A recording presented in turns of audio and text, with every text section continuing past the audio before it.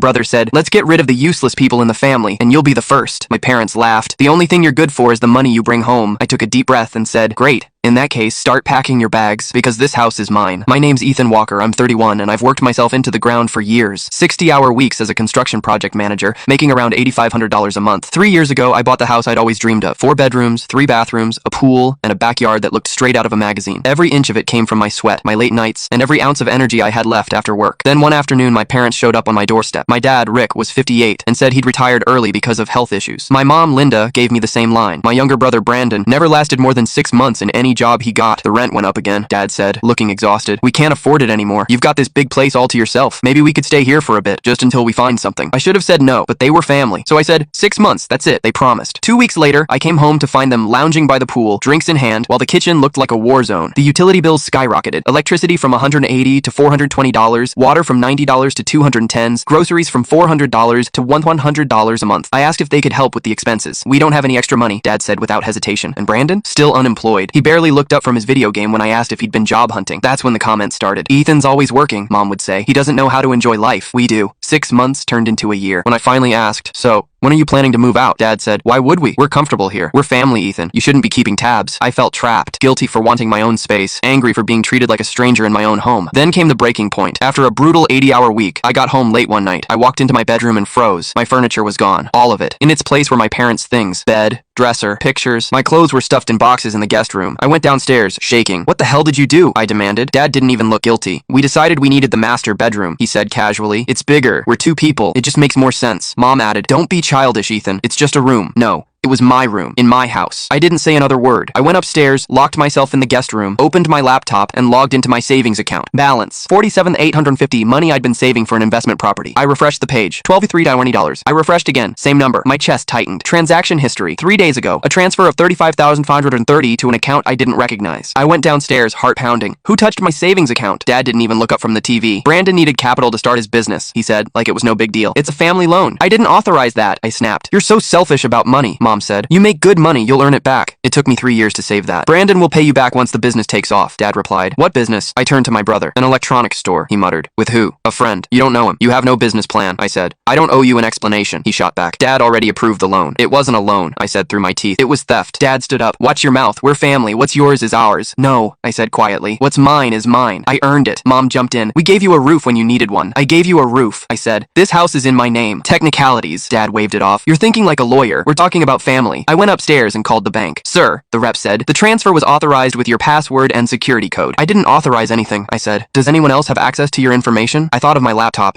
I always left it in the living room.